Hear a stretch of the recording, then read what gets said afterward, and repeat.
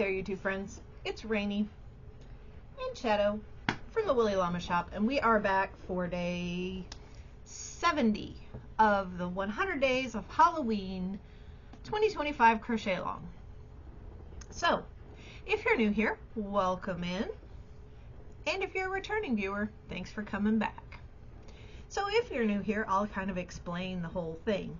In a nutshell, we're making crafty stuff for the fall and Halloween season. That's what we're doing.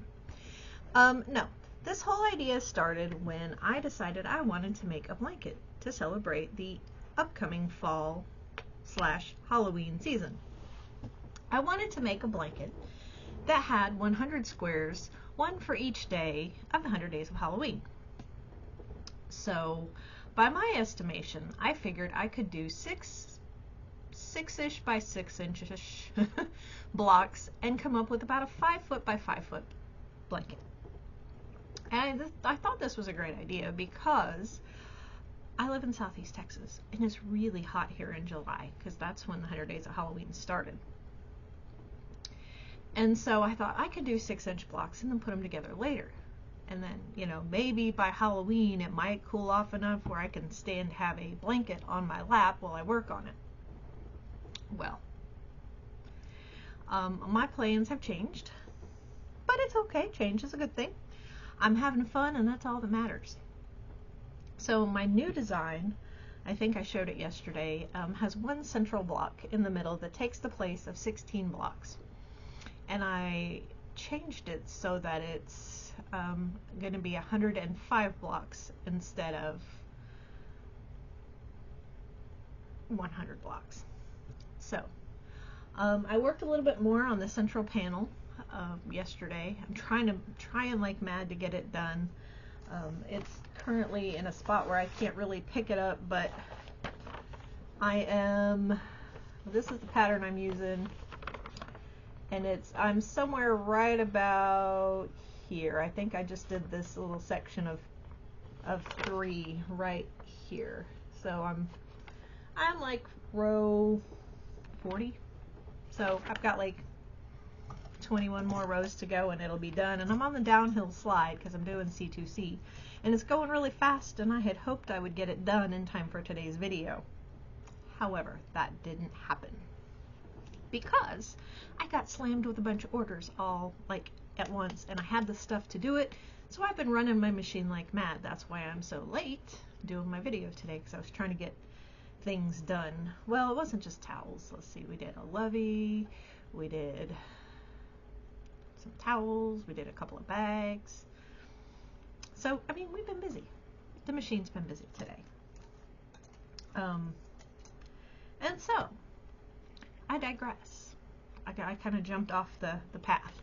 What I do is I've made this huge list of anything fall or Halloween related, whether it be a block, an applique, anything I could sew to a block, a motif in the Halloween colors or the fall colors, whatever. I made this huge list, compiled it, put it on the computer, put it on Microsoft OneNote, and then I put the numbers 1 through 100 in Jinx, the Jinx Jack-o'-lantern of Joy.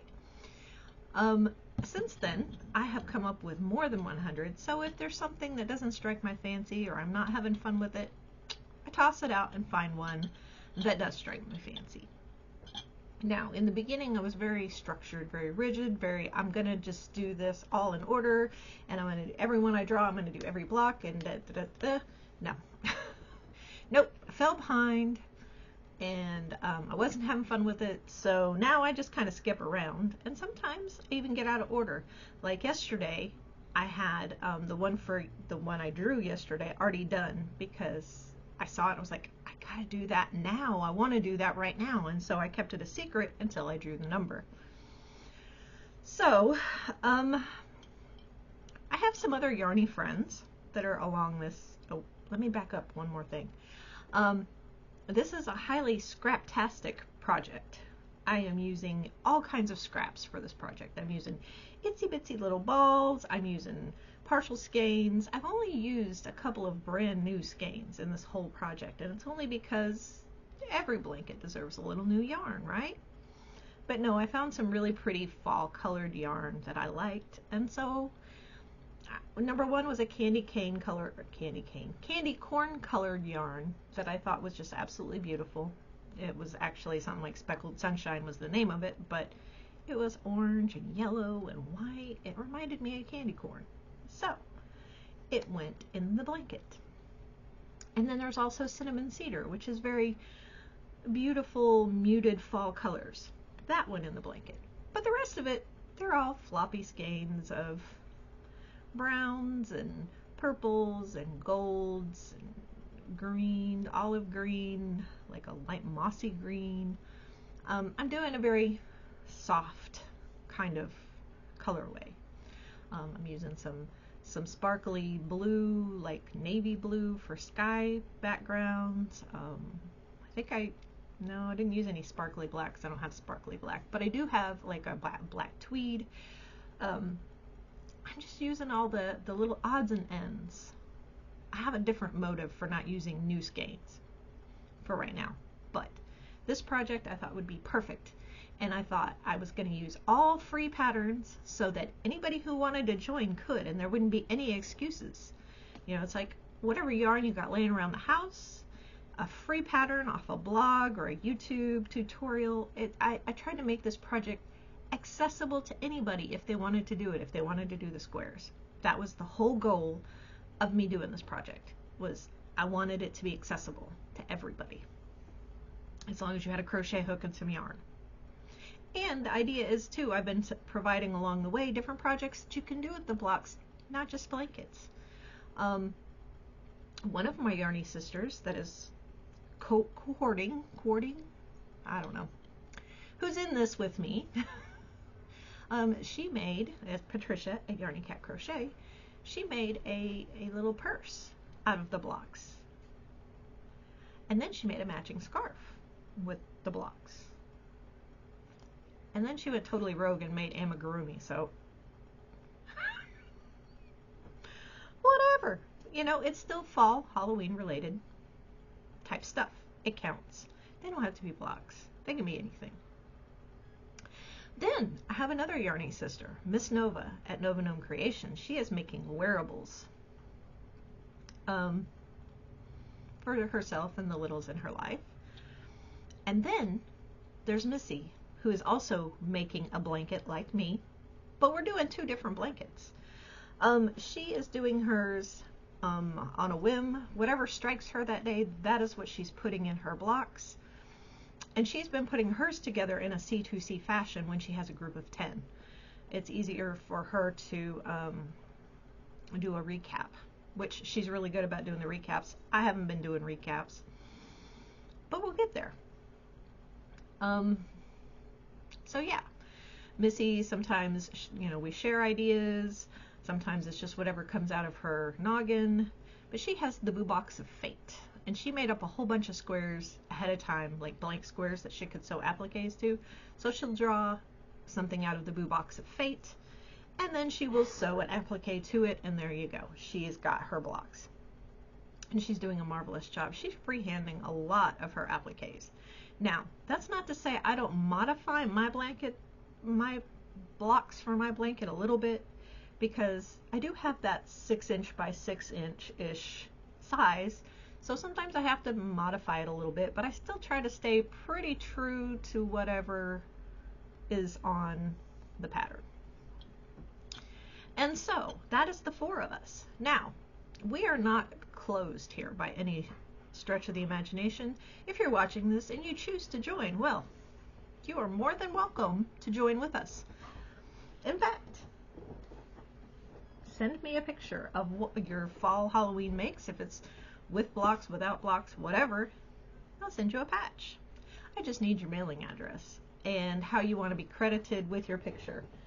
And that way you can be a part of the official 100 Days of Halloween craft along. It doesn't even have to be crochet.